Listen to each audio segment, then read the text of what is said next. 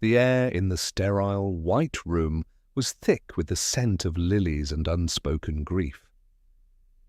Liam stood by the window, his gaze fixed on the rain-slicked street below, but his mind was miles away, lost in the echoing silence left by his mother's passing. She had been a quiet woman, a librarian who found more comfort in the hushed rustle of pages than in conversation. Her life had been simple, and her death equally so. A sudden illness, a swift decline, and then nothing. He felt a profound emptiness, a hollow ache that seemed to have taken up permanent residence in his chest. His mother had been his only true anchor in a world that often felt turbulent and unwelcoming. Now that anchor was gone. The creak of the heavy oak door broke his trance. He turned, expecting a sympathetic face from one of his mother's few friends from the library. Instead, his heart dropped. It was Chloe, his wife, and she was not alone. Chloe swept into the room, her black dress more a statement of high fashion than of mourning. Her expression was not one of sorrow, but of thinly veiled impatience. Beside her, almost attached at the hip, was Mark. Mark, the sleek, smirking real estate developer who had been circling their lives for months, a vulture in a tailored suit. Liam's breath caught in his throat. He knew his marriage was failing. He knew Chloe had grown distant, her words turning from cool to cruel. But to bring her new man here to the reading of his mother's will was a special kind of venom. It was a public declaration of his worthlessness. "Liam," Chloe said, her voice devoid of any warmth, "Mr. Thompson is ready. Let's get this over with." She did not introduce Mark, nor did she need to. His presence was a statement in itself, a gleaming symbol of everything Liam was not: wealthy, confident, and utterly ruthless. Mark offered Liam a condescending nod, his eyes flicking over Liam's simple, off-the-rack suit with disdain. "Sorry for your loss, mate," he said, the words sounding rehearsed and insincere, like a line from a bad movie. Liam felt a cold fire ignite in his gut. He said nothing. Words were useless against such blatant contempt. He simply nodded and followed them down the polished hallway to a large boardroom. The room felt like a tomb, dominated by a long mahogany table that reflected their strained faces. Mr. Thompson, his mother's lawyer, was a kind-looking man with weary eyes. He motioned for them to sit. Liam took a seat opposite Chloe and Mark, the vast expanse of polished wood between them feeling like a chasm. The lawyer cleared his throat, shuffling a stack of papers. "We are here today to execute the last will and testament of Eleanor Vance," he began, his voice solemn. Liam's heart ached at the sound of his mother's name. Chloe sighed audibly, tapping her perfectly manicured nails on the table. "Can we speed this up? I have a lunch reservation," she declared. Mark draped an arm over the back of her chair, a possessive gesture that made Liam's knuckles turn white. Mr. Thompson's eyes narrowed slightly at Chloe's disrespect, but he continued. "Eleanor's final wishes are quite specific. She left a few personal effects to friends which have already been handled." He paused, looking directly at Liam. "The bulk of her estate, however, is contained within this single document." He slid a thick, sealed envelope across the table. It was made of heavy, cream-coloured paper with a wax seal bearing a strange insignia, an owl clutching a key. Liam had never seen it before. Mark chuckled, a low, arrogant sound. "The bulk of her estate? What's that? A collection of dusty books and a pension?" "Let's not pretend this is some grand inheritance." Chloe joined his laughter, a cruel, tinkling sound that shattered the last of Liam's composure. "Honestly, Liam, my mother gives me more for a shopping spree. Just sign whatever it is, so we can go. You can keep the change." She pulled a wad of cash from her purse and threw it on the table. It landed with a soft, insulting thud. The bills, Crispin knew, lay scattered near the envelope. It was a gesture of such profound humiliation, so utterly dismissive of his grief and his mother's memory, that something inside Liam shifted. The dull ache of sorrow sharpened into a blade of pure, cold rage. He looked at the money. He looked at their sneering faces. He looked at the mysterious envelope, the last message from a woman he was realizing he may not have known at all. For years he had been the patient victim, the quiet man who absorbed every insult, every slight, every casual cruelty. He endured it for the sake of a peace that never came. But in that moment, seeing the money meant to buy his silence and compliance, the sleeping giant within him began to stir. He didn't know what was in that envelope. It could be nothing more than a sentimental letter. But it was his. It was his mother's last word, and he would not let them tarnish it. Slowly, deliberately, Liam reached across the table. He ignored the money. His fingers closed around the thick, mysterious envelope. He felt the weight of it in his hand, a weight that felt like destiny. The journey to this moment of public shame had been long, but he had a sudden, chilling premonition that the journey forward was about to change everything. Liam's marriage to Chloe had not started with such overt cruelty. It had begun, like many things, with a deceptive shine. They met in college. He was a quiet, diligent engineering student, fascinated by systems and structures. She was a business major, dazzling and ambitious, with a magnetic personality that drew people into her orbit. He had been captivated by her energy, by the way she seemed to move through the world with such effortless confidence. She, in turn, seemed to appreciate his steady, calm nature. He was her rock, she would say in those early days, the stable ground beneath her soaring ambition. After graduation, Liam took a respectable job at a mid-level engineering firm. It was solid, dependable work that he enjoyed. He designed support systems for commercial buildings, a quiet but essential role. He was good at it, respected by his colleagues for his meticulous attention to detail. Chloe, however, had grander plans. She joined her family's boutique investment firm, Sterling Ventures. It was run by her overbearing mother, Eleanor Croft, a woman who measured a person's worth by the size of their portfolio and the brand of their car. Her brother David was a vice president, a man who had inherited his mother's arrogance, but none of her business acumen. From the moment Liam was introduced to them, he was treated as a curiosity, a temporary fixture they had to tolerate. Eleanor would look at him with a thinly veiled pity, often asking Chloe in his presence, "Are you sure he's ambitious enough for you, darling?" David would make snide remarks about Liam's salary, calling his steady paycheck pocket money. Liam endured it. He loved Chloe, or at least the woman he believed her to be. He told himself that her family's opinion didn't matter. He poured his energy into their life together, taking on extra projects at work to fund the lifestyle Chloe desired. He paid for their stylish apartment, the European vacations, the designer clothes she insisted were essential for her career. He worked tirelessly, often late into the night, reviewing blueprints and structural analyses. His own dreams of starting a small consulting firm were put on hold, then forgotten altogether. His life became a support structure for hers, just like the beams and columns he designed. He existed to hold her up. Over the years, the foundation of their marriage began to crack.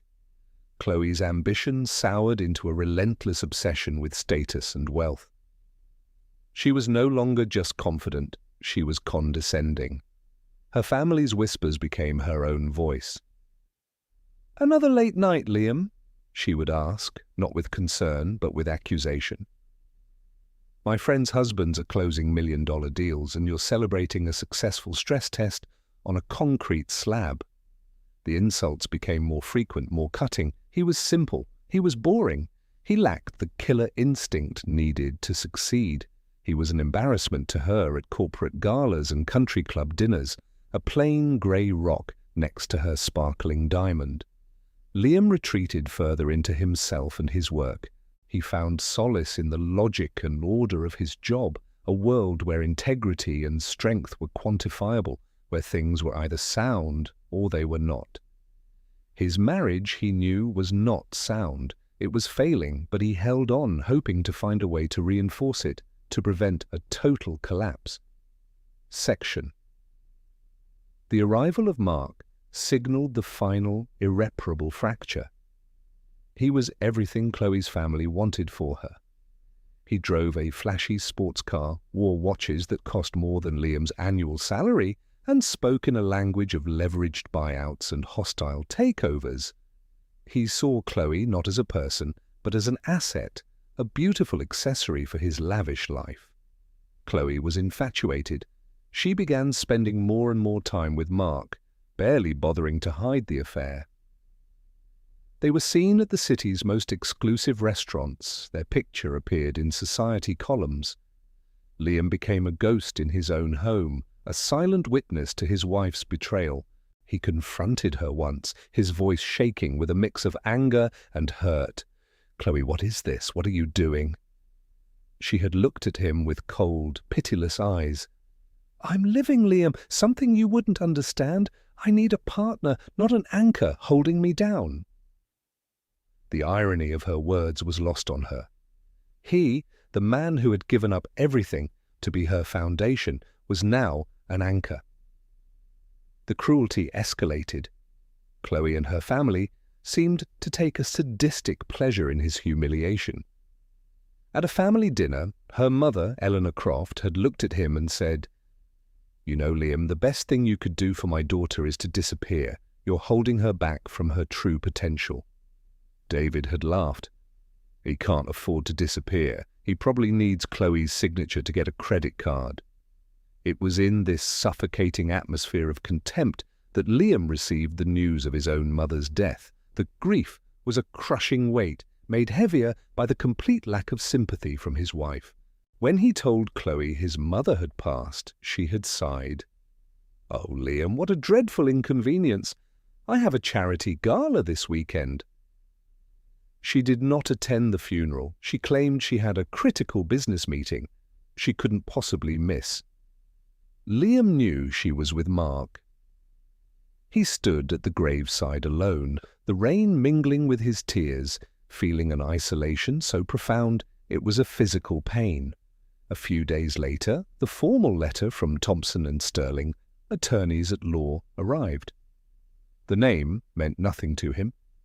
He assumed it was just a formality, some minor paperwork regarding his mother's tiny apartment and her few possessions. When he showed it to Chloe, she had snatched it from his hand. "A will reading? How quaint." Her eyes scanned the letterhead. Thompson and Sterling? Never heard of them. Probably some small-time firm for small-time people. It was then that she announced her plan. "I'll come with you," she said, a malicious glint in her eye. "Mark can drive us. It's important to present a united front after all." Liam knew it was no offer of support. It was a power play. It was a final, public act of dominance, a way to show him, in the starkest possible terms, that he had been replaced. She was bringing his replacement to witness the final accounting of his mother's humble life, to mock the simplicity from which he came. And so he found himself in that boardroom, the insulting wad of cash on the table, the mysterious envelope in his hand. The years of quiet suffering, of being belittled and betrayed, coalesced into a single, sharp point of decision. He would not let them win this final battle. He would not let them desecrate his mother's memory. He drew the envelope closer, his knuckles brushing against the cash. With a flick of his wrist, he swept the bills onto the floor. Chloe gasped, her eyes wide with shock. Mark's smirk faltered. I won't be needing that, Liam said, his voice quiet but laced with a steel they had never heard before. He turned to Mr. Thompson. Let's proceed. The lawyer gave him a small, almost imperceptible nod of approval. He watched as Liam carefully broke the wax seal, the owl and key insignia crumbling under his thumb. The investigation into his mother's final secret had begun, and with it, the first tremor that would bring his tormentor's world crashing down. Liam's journey to the lawyer's office had been a study in anxiety. He had left the house that morning feeling like a condemned man walking to his own execution. Chloe and Mark had picked him up, their conversation loud and obnoxious, filled with inside jokes and plans for a future that pointedly did not include him. Liam sat in the back of Mark's luxury sedan, silent, invisible, the formal envelope feeling like a lead weight in his jacket pocket. Now, sitting in that imposing boardroom, the scattered money on the floor a testament to his newfound defiance, he slid a thick sheaf of documents from the envelope. The top page was a letter written in his mother's elegant, familiar script. "My dearest Liam," it began, "if you are reading this, then my time has come. I know you are grieving, and for that I am so sorry. I'm also sorry for the secrets I have kept. I did it not to deceive you, but to protect you." Liam's hands trembled as he read on. His mother wrote of a life he knew nothing about. She was not Eleanor Vance, the humble librarian. That was a persona she had adopted decades ago. Her real name was Athena Sterling, a name that meant nothing to Liam but caused a sharp intake of breath from Mr. Thompson. "Your mother," the lawyer said, his voice filled with reverence, "was a legend, a ghost in the machine of global finance. They called her Athena in the circles that mattered. She was a visionary, a genius who built an empire from nothing." Chloe snorted in disbelief. "An empire? The woman wore cardigans from a thrift store. This is absurd." Mark leaned forward, a predatory gleam in his eyes. "Is this some kind of joke? Did the old lady have a few $1,000s in stocks you're trying to dress up as an empire?" Mr. Thompson ignored them, his focus entirely on Liam. "Your mother believed that great wealth was a great burden, and often a corrupting poison. She saw what it did to people. She wanted you to grow up with integrity, to find worth in who you are, not what you have. She created the persona of Eleanor Vance to give you a normal life." Liam's mind was reeling. He looked down at the documents. They were filled with legal jargon, charts, and names of corporations he'd never heard of. Auratech Holdings, Helios Investments, Orion Global Logistics. "What is all this?" Liam asked, his voice barely a whisper. "That," Mr. Thompson said, gesturing to the papers, "is Auratech, the company your mother built in secret. It is a global technology conglomerate specializing in proprietary software, advanced materials, and logistical solutions. It is a private entity, completely off the public market, with assets valued, as of this morning, at approximately $40 billion. Silence. The air in the room seemed to crystallize. $40 billion. The number was so vast, so astronomical, it felt unreal. Chloe's face went pale, the color draining from her cheeks as if a plug had been pulled.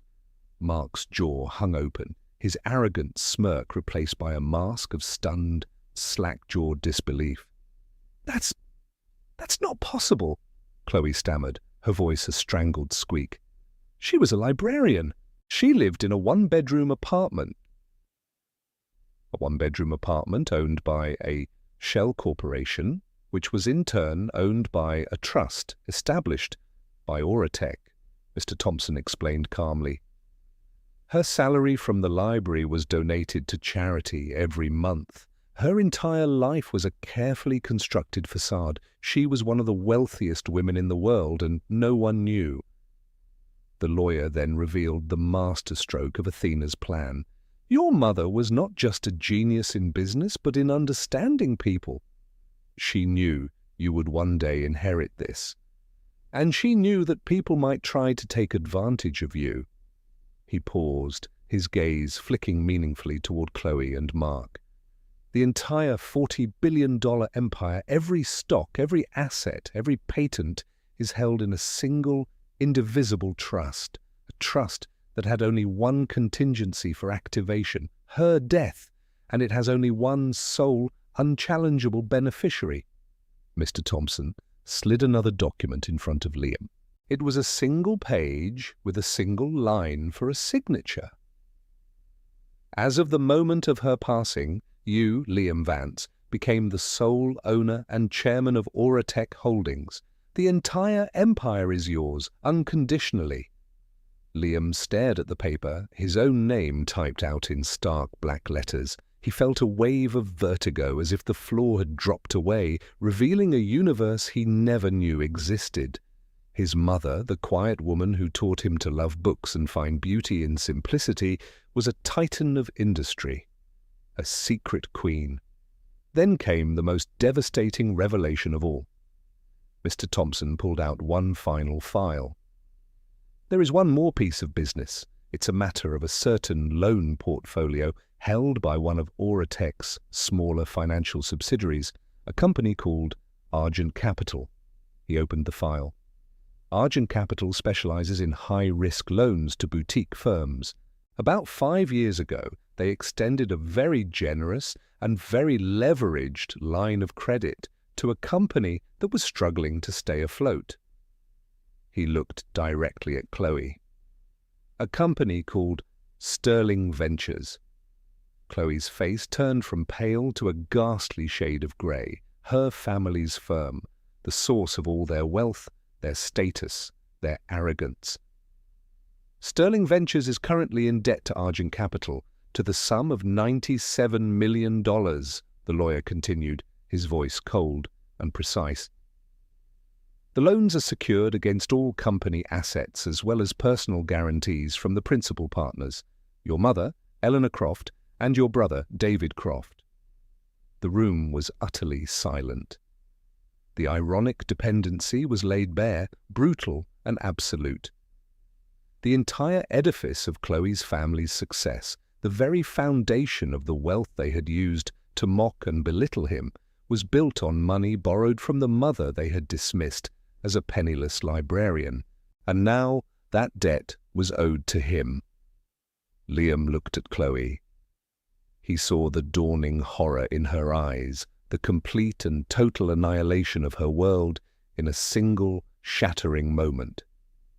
She had brought her new lover to mock the reading of a poor woman's will, only to discover she was a peasant standing before a king. The power was his. The company was his. Their debt was his, to collect or to forgive. The great revelation was complete. He was no longer the victim. He was the storm. And he had just been handed the lightning. The drive back from the lawyer's office was the complete inverse of the journey there. The silence in the car was no longer Liam's, it was theirs. Chloe and Mark sat in the front seats like statues, their faces frozen in masks of shock and terror. The air crackled with a tension so thick it felt hard to breathe. Liam sat in the back, the heavy document folder on his lap. He felt strangely calm, the initial vertigo having subsided into a cold, clear focus. He looked out the window, but this time he saw the city not as a blur of concrete and glass, but as a network of systems, of assets and liabilities. His mother had not just left him money, she had left him a new way of seeing the world. When they arrived back at the apartment, his apartment, he now realized, paid for by a shell company owned by him, Chloe finally broke. "Liam," she whispered, her voice trembling as she turned to face him. The arrogance was gone, replaced by a desperate, pleading look he had never seen before. "We need to talk." "There's nothing to talk about," Liam said, his voice even and devoid of emotion. He got out of the car without another word and walked into the building, leaving her and Mark sitting in the silent, expensive vehicle. Inside the apartment, everything looked the same but felt different. The designer furniture, the abstract art, the panoramic city views, it all felt like a movie set, a life he had been pretending to live. For the next few days, he moved through it like a phantom. Chloe and Mark disappeared, likely scrambling to their family to deliver the catastrophic news. Liam spent his time in his small home office poring over the documents Mr. Thompson had given him. He read about Aurotech's operations, its philanthropic wing, its revolutionary patents. He read his mother's letters, dozens of them, left for him in a private digital vault. In them, she explained her philosophy, her fears, and her hopes for him. "Power is a tool, Liam," she had written in one letter. "It can be used to build or to destroy. The choice is always yours. I have watched the Crofts for years. They are builders of nothing. They are parasites who use money to create an illusion of superiority. They are a sickness, and I'm afraid my daughter has been infected by it. What you do with this knowledge and this power will define you." That was the moment, the click, the decision point. It wasn't about revenge. Revenge was a messy, emotional act. This was about justice. It was about restoring balance. The Crofts and their ilk saw the world as a playground for their greed. His mother had built an empire on integrity and innovation. He would use that empire to surgically dismantle theirs. He called Mr. Thompson. "I've made a decision," Liam said, his voice firm. "I want to schedule a meeting. I need to understand the full extent of the tools at my disposal." The next day, Liam was in the top-floor boardroom of the Aurotech Tower, a building he had passed 1,000 times without a second glance. It was a world away from the stuffy office where the will was read. Here, floor-to-ceiling windows offered a god's-eye view of the city. Mr. Thompson was there, along with a team of Aurotech's top executives, the CFO, the head of legal, the chief of operations. They were the stewards of his mother's empire, and they looked at him with a mixture of curiosity and deep respect. They knew him only as Athena's son. "Welcome, Mr. Vance," said the CFO, a sharp woman named Maria. "Your mother prepared us for this day. The entire infrastructure of Aurotech is at your command. What is your first directive?" This was the strategy session. Liam laid out his thoughts, not as a command, but as a series of questions. He spoke about Sterling Ventures, he spoke about their debt, he spoke about their arrogance. "The loan to Sterling Ventures," Liam said, looking at the head of legal. "What are the terms?" The lawyer, a man named Chen, brought the details up on a massive screen. "The terms are ironclad, sir. The loan agreement includes a standard material adverse change clause. Given that the majority of Sterling's recent investment portfolio has been revealed as fraudulent, something our internal risk analysis team flagged months ago, we have the right to call the entire $97 million loan due effective immediately." "Fraudulent?" Liam asked. "Yes," Chen confirmed. "David Croft has been using the firm to run what amounts to a Ponzi scheme, using new investor money to pay off old ones, and funding his and his family's exorbitant lifestyle with the rest. They have been cooking the books for years. We were already building a case to report to the authorities. Your mother wished to wait to give you the final say." The plan became clear, elegant, and surgical. It would not be a messy personal attack. It would be a series of precise legal and financial maneuvers using the system they claimed to have mastered against them. "Step 1, Liam said, his voice resonating with newfound authority. "Argent Capital will recall the loan, effective immediately, citing the material adverse change clause and evidence of financial misconduct." Step 2, he continued, turning to the CFO. I want a full audit of every entity the Croft family has ever done business with that has a touch point with any Auratech subsidiary. Freeze their credit lines, all of them. Step 3, he said to Chen, compile the entire fraud investigation into a single, comprehensive file. We will forward it to the district attorney's office, anonymously. Let the law do its work. The team nodded, their expressions grimly professional. This was the kind of work they were built for.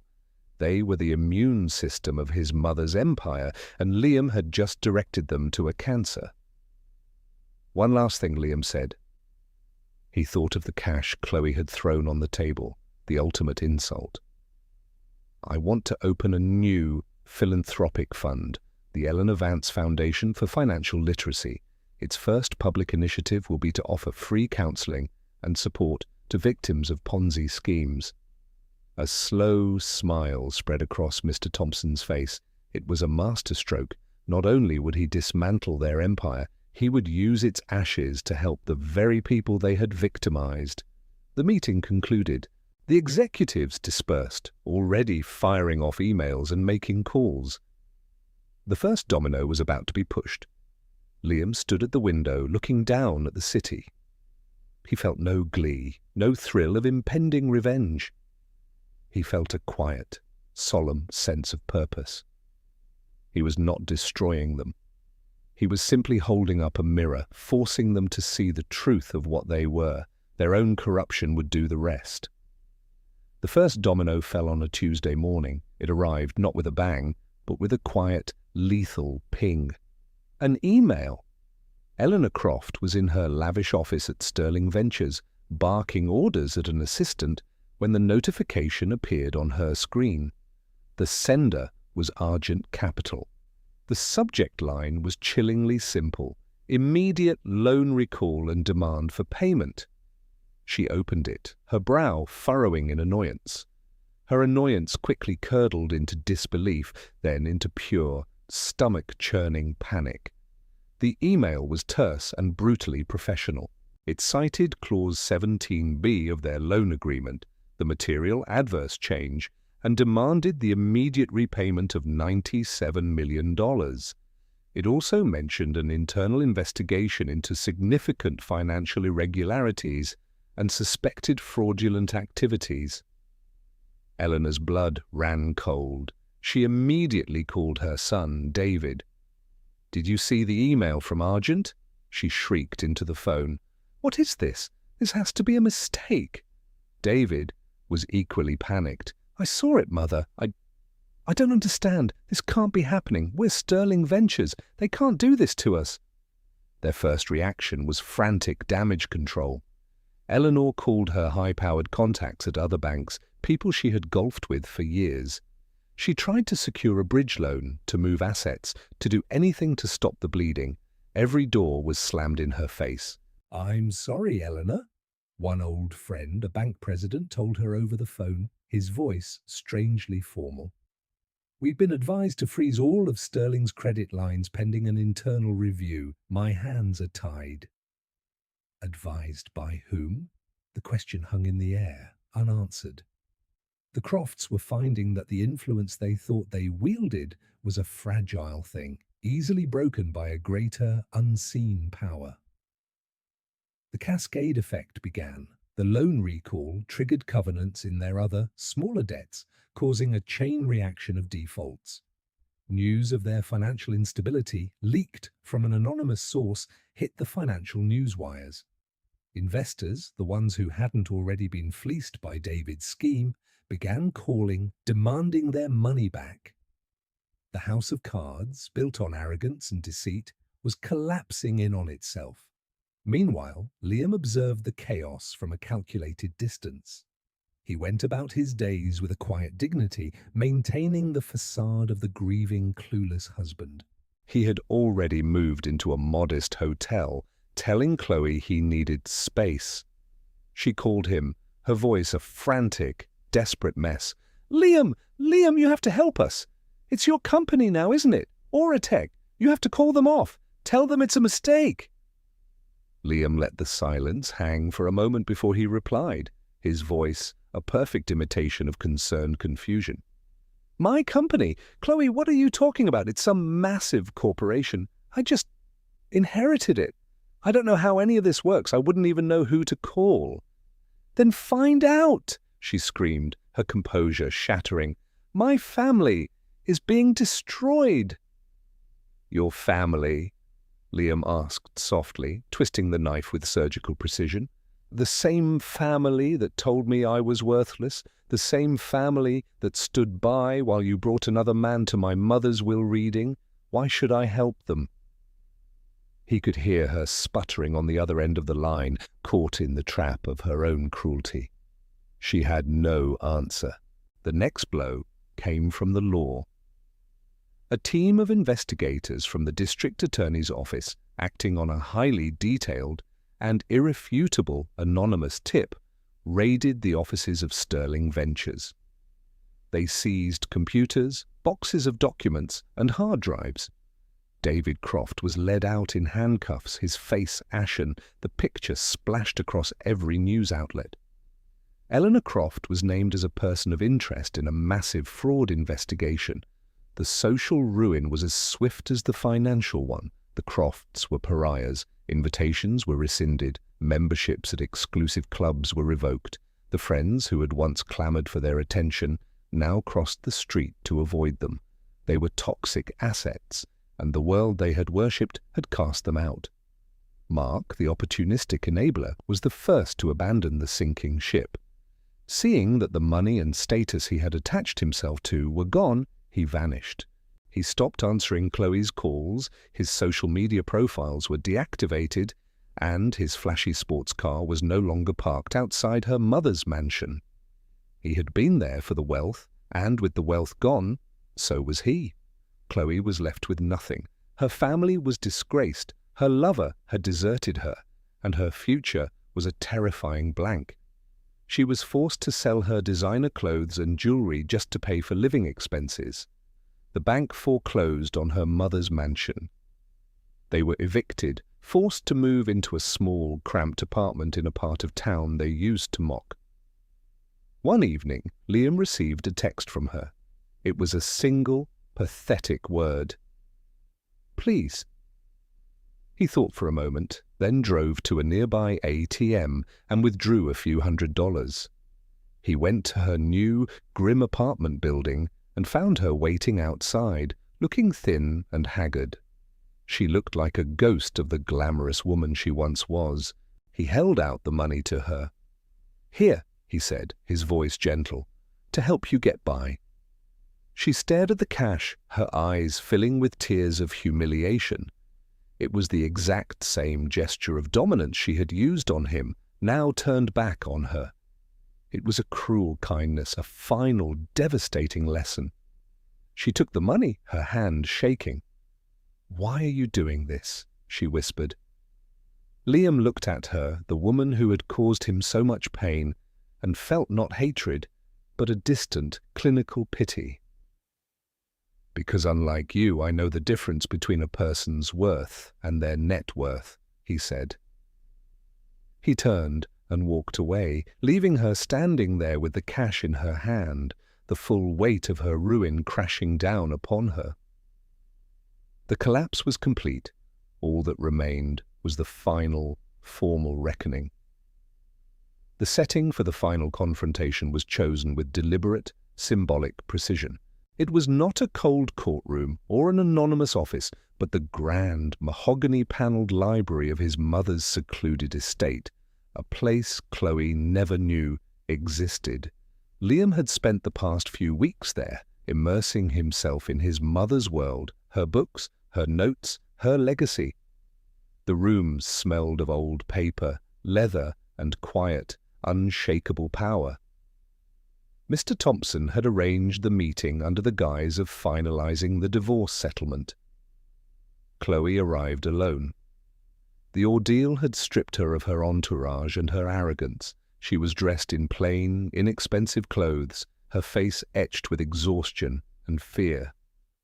She looked small and lost in the cavernous room, a ghost haunting the ruins of her own making. Liam stood by a large stone fireplace, a glass of water in his hand. He was no longer the hunched, defeated man she had tormented. He stood tall, his posture relaxed but firm. He wore a simple but well-tailored suit. The change was not just in his clothes, but in his presence. He was calm, centered, and completely in control. "Liam," she began, her voice barely audible, "thank you for seeing me." "Sit down, Chloe," he said, gesturing to a leather armchair. His tone was not unkind, but it was not forgiving either. It was the neutral voice of a man concluding a piece of business. She sank into the chair, her eyes darting around the magnificent room. "I never knew. Your mother had a place like this." "There was a lot you never knew," Liam replied, turning to face her fully. The final reckoning had begun. "I came to apologize," she stammered, wringing her hands in her lap. "I know I was awful. I was cruel. I was so caught up in that world, in what my mother wanted, in what I thought was important." "You were," Liam agreed, his voice flat. "But an apology now, when you have nothing left, is not an apology. It's a plea for help." Tears welled in Chloe's eyes. "It's not just that. I'm sorry. Seeing my family, my mother, David, everything they built turned to dust. Mark leaving me the second the money was gone. It made me realize it. It was all a lie." "It was," Liam said. "And you were a willing participant. You enjoyed the cruelty, Chloe. You thrived on it. You threw money at me at the reading of my mother's will. You brought your lover to watch me be humiliated. Do you remember that?" She flinched as if he had struck her. "Yes," she whispered, shamefaced. This was the moment, the grand reveal. Liam took a slow sip of water, his eyes never leaving hers. He began his monologue, his voice quiet, but carrying the weight of years of suppressed pain and newfound power. "For 10 years, you and your family treated me like something you had scraped off the bottom of your shoe," he began. "I was simple Liam, the boring engineer, the man who wasn't ambitious enough. You spent my money, you lived in a home I paid for, and you belittled me every single day for not being wealthy enough for you." He took a step closer. "You spent all that time looking down on me, Chloe. But what you didn't know was that you were living in my world the entire time. The apartment you thought was so chic, owned by a trust my mother set up for me. The vacations you took, paid for by dividends from a portfolio I didn't even know I had." Her eyes widened in horror as the full extent of the deception dawned on her. "And your family," Liam continued, his voice turning colder, sharper. "Sterling Ventures, that monument to your family's greed and arrogance. You thought you were titans of finance, but you were just children playing with borrowed money. You mocked my mother, a quiet librarian, but it was her money you were playing with. Her company, Argent Capital, held the leash on your entire pathetic enterprise. Yeah, you did this," she gasped, the pieces finally clicking into place. "The loan recall, the investigation? It was you?" "I did nothing," Liam said, his voice like ice. "I simply allowed the truth to come out. I made one phone call, Chloe. One. I authorized my company to act on the fraud they had already discovered. Your brother's crimes and your mother's complicity did the rest. You built your house on a foundation of lies, and I simply pointed out the cracks. The collapse was inevitable. The truth, stark and undeniable, hit her with the force of a physical blow. Her face crumpled. The carefully constructed dam of her composure broke, and a wave of raw, hysterical agony poured out. "No!" she screamed, scrambling out of the chair. "No! You can't have done this! You're just Liam! You're nobody!" The words were a desperate, futile echo of her old cruelty, a last-ditch attempt to reassert a dominance that had long since evaporated. She lunged toward him, her hands clawed, not to attack, but to plead. to grab onto something, anything. You have to fix it. You have the money. You have the power. Give it back. Give us our lives back. Liam did not move. He simply looked at her, his expression a mixture of pity and finality. Your lives were a lie. There is nothing to give back. Her breakdown was complete. She sank to the floor, her body racked with shuddering sobs. She screamed, she cried, she pounded her fists on the expensive Persian rug, a tantrum of a spoiled child who had finally had her toys taken away. It was a pathetic, ugly spectacle of a soul stripped bare. Mr. Thompson, who had been waiting discreetly in the adjoining hall, entered the room, flanked by two quiet but imposing security guards. "I think the meeting is over," Liam said softly. The guards gently but firmly helped the sobbing Chloe to her feet. "You will pay for this!" she shrieked at Liam, her face contorted with rage and despair. "I will tell everyone what you did." "Tell them," Liam said, his voice calm.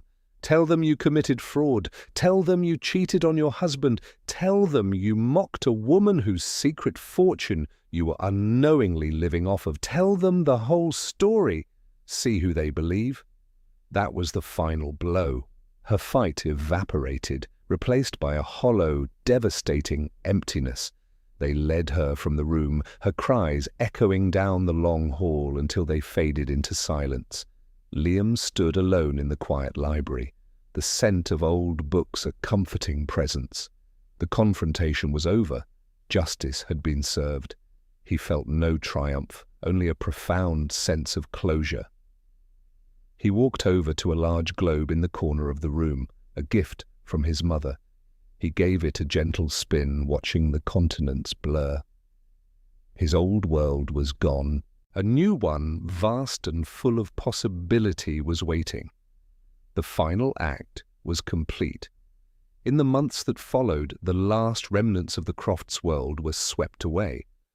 The legal process was merciless and efficient. David Croft, faced with irrefutable evidence of his Ponzi scheme, pleaded guilty to multiple counts of wire fraud and securities fraud. He was sentenced to 15 years in a federal prison, his youth and arrogance traded for a small concrete cell. Eleanor Croft, though she avoided prison time due to her age and a plea bargain, was financially and socially annihilated. She was forced into bankruptcy, stripped of every last asset. She lived out her days in a state-subsidized retirement home, a bitter, forgotten woman haunted by the ghosts of a life she had stolen and lost. The society that had once worshipped her now spoke her name only as a cautionary tale. Chloe's fate was perhaps the most poignant. With no skills beyond spending other people's money and no family to support her, she drifted. She took a series of low-wage jobs, working as a retail clerk and a waitress, a life of genuine hard work she had always scorned. The divorce was finalized quietly. Liam was generous, providing her with a small, structured alimony, enough to live on, but not enough to ever reclaim a sliver of her former lifestyle. It was a final, quiet lesson in humility. Liam, in stark contrast, did not embrace the extravagant life that was now his to command. He sold the ostentatious apartment he had shared with Chloe. He continued to live modestly, finding more comfort in purpose than in luxury. His mother's secret estate became his home and the headquarters for his new life's work. He channeled the immense resources of Auratech not into corporate conquest, but into a new, powerful philanthropic entity, the Athena Foundation. Its mission was simple: to invest in people and ideas that the world of conventional finance overlooked. It funded scholarships for underprivileged students, provided seed money for ethical startups, and built infrastructure in developing nations. He also, as promised, launched the Eleanor Vance Foundation for Financial Literacy. It became a national resource, helping thousands of people protect themselves from fraud and manage their finances.